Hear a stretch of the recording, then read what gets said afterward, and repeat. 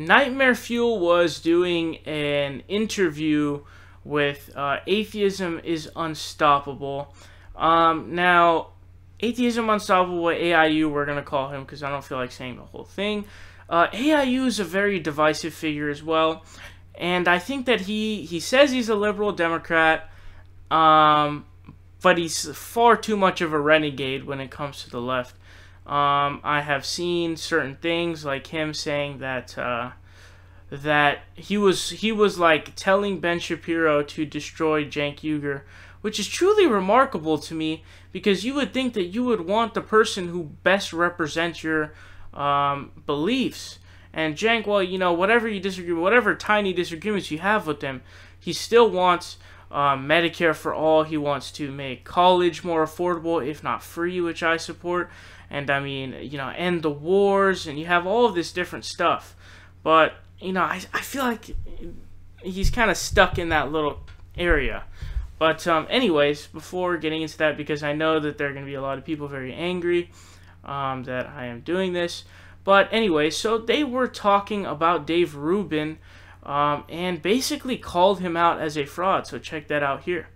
I kind of wanted to get a more in-depth perspective because you were following Rubin from the beginning. Mm-hmm. He cites you as the reason he got out of the regressive matrix, or at least one of the main reasons. Mm-hmm. I don't know. Did you have any further thoughts on just his political transformation? Well, clearly he doesn't listen to me enough, because if he did, he'd realize that I'm right on everything, and I would explain to him where he's wrong.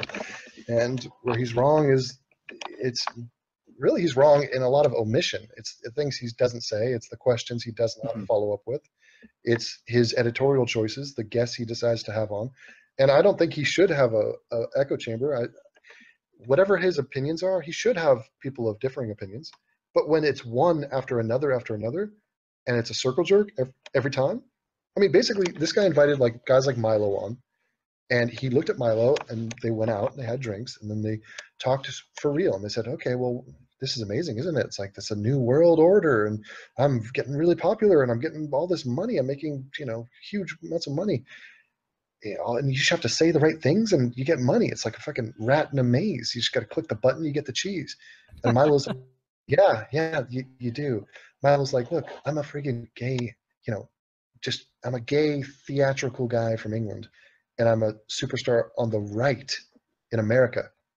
What are you? You're an unfunny, failed Jewish gay comedian. So yeah, I mean, you're gonna make money off that? No, you're not. So why don't you tap into this? I'm making a killing. I suggest you do the same.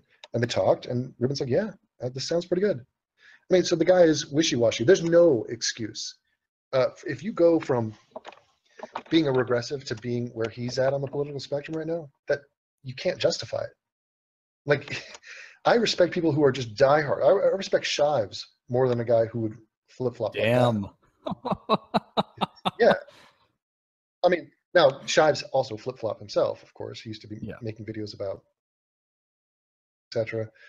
But he was always a vagina from the start. Sure. I mean, the thing is, it's very indicative of character type. I don't think, I find it very suspect when someone has a drastic political change like that so quickly. Like that is completely switching yourself on the spectrum. And I think that feeds into a lot of the dishonesty. What you guys just saw is AIU and Nightmare Fuel calling Dave Rubin basically a fraud for flip-flopping for the money specifically. And if you guys don't know, I did do a video on this breaking down and exposing, if you will, because nobody had done an organized expose on YouTube yet. Dave Rubin's ties to the Koch brothers, surprisingly enough. He is partnered with Learn Liberty, which is a think tank project for the Institute of Humane Studies. And Charles Koch is the biggest donor on the IHS. So Dave Rubin presumably is getting paid by Learn Liberty because they did a partnership. So what you have is the Koch brothers funding the IHS, which then funds Learn Liberty, which then funds Dave Rubin. So, and also to add to that, $30,000 a month on Patreon, which is a ridiculous amount of money on fucking Patreon. And I don't know why. He doesn't do anything. He just interviews people. And he does his direct message. But Dave Rubin, like I said, complete and utter fraud, as we always say. What's up, guys? It's Saul Hill here. You guys are watching The Progressive Voice. Make sure you guys click subscribe down below. We're fighting Donald Trump tooth and nail, and we need your help.